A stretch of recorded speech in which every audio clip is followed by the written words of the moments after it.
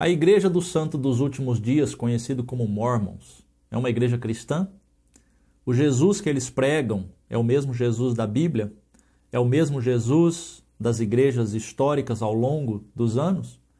Nesse vídeo eu vou responder essas perguntas e, para ajudar, eu vou usar um comentário que foi feito em um dos nossos vídeos aqui no canal. Aliás, tem muita gente confusa no meio do cristianismo. Isso é muito sério.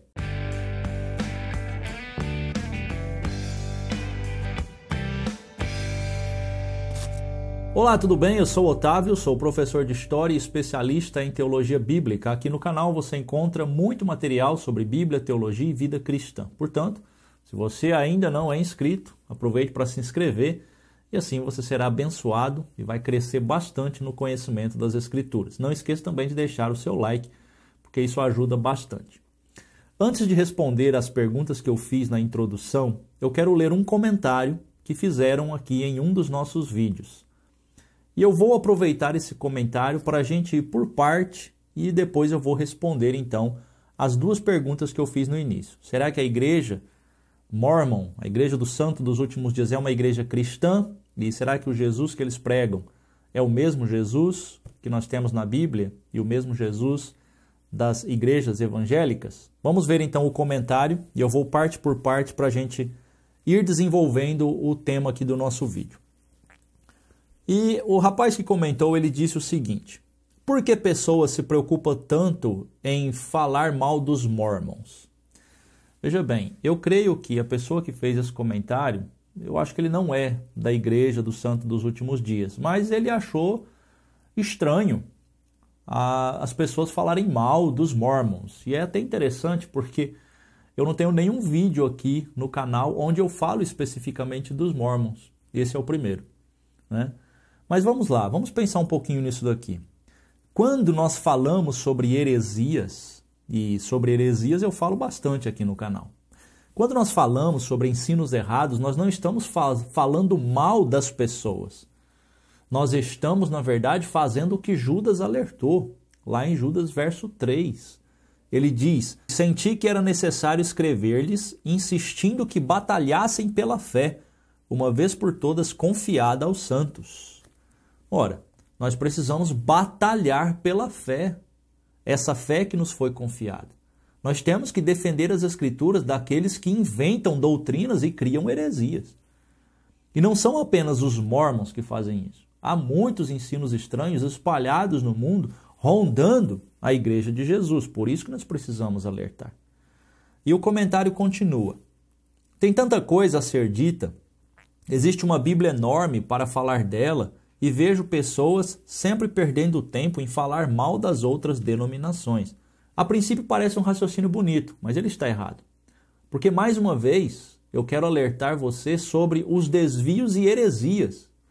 E avisar sobre heresias não é errado, é obrigação, é dever do cristão. Os apóstolos fizeram isso, Paulo fez isso.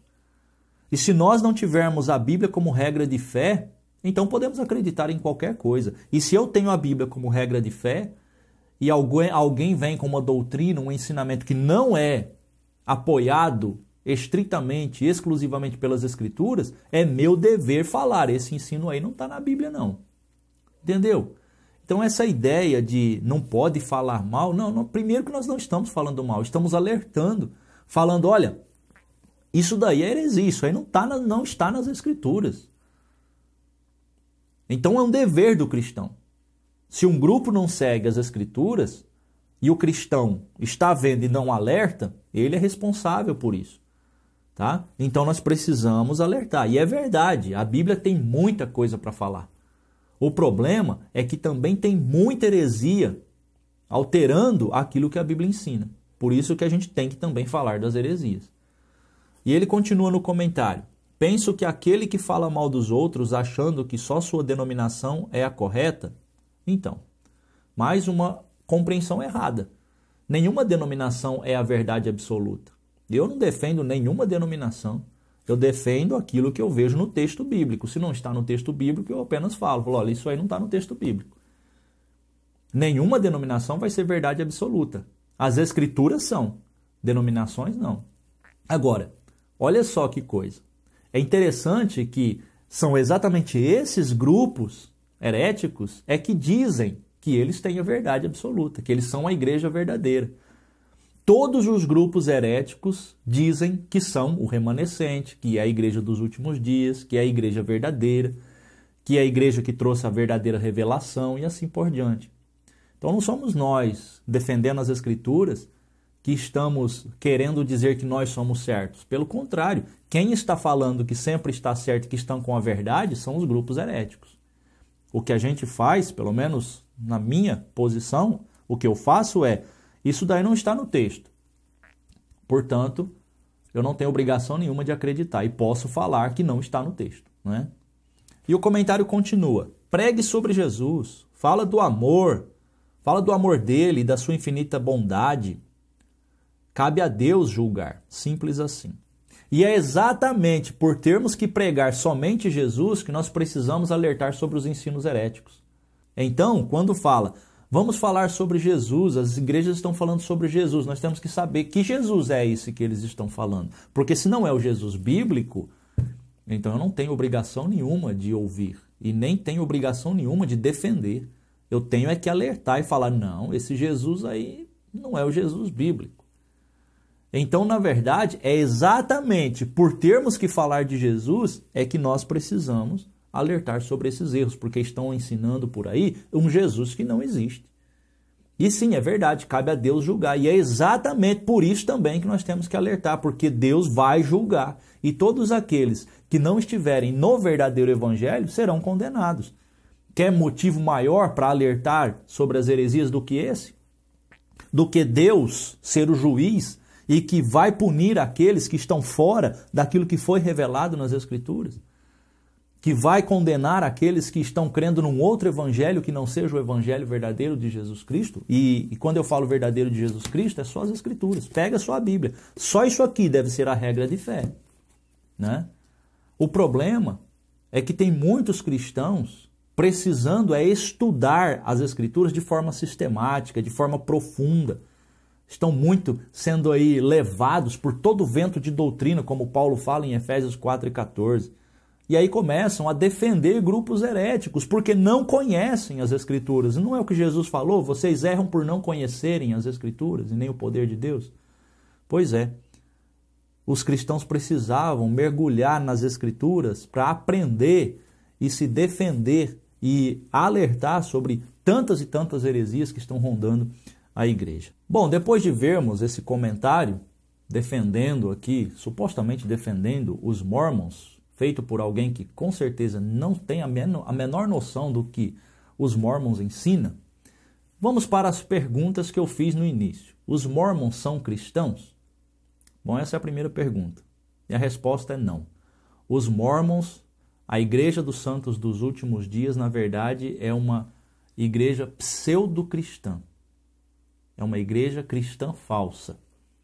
Tem aparência de cristianismo, mas não são cristãos.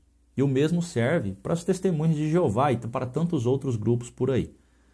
Para saber se os Mormons são pseudo-cristãos mesmo, é muito simples.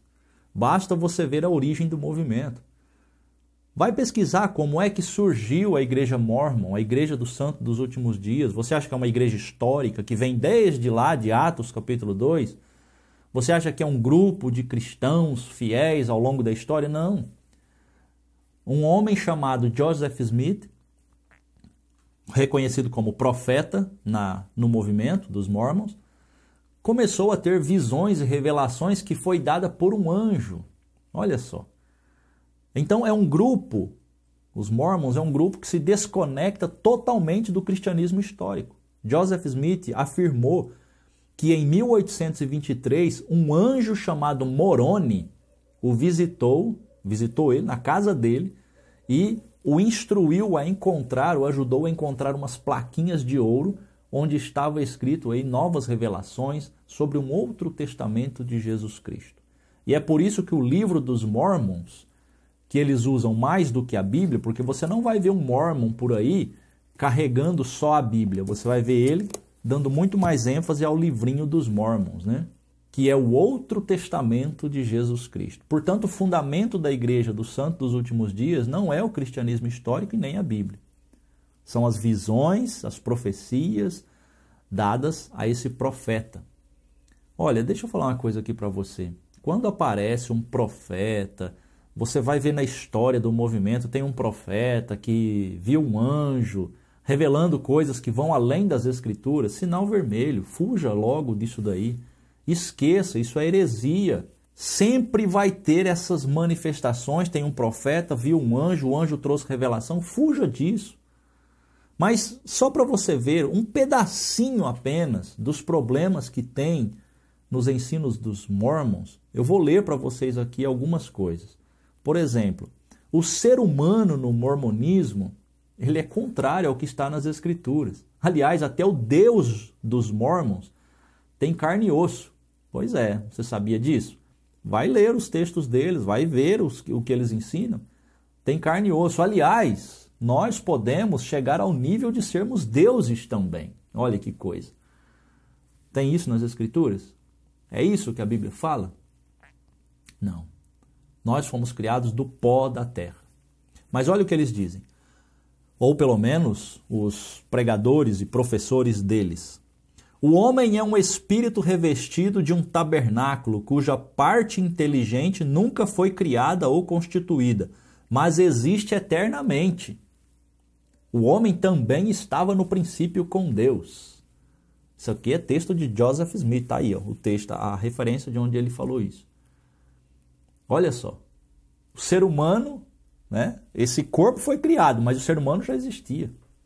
Ele estava com Deus no princípio. Ele existe eternamente.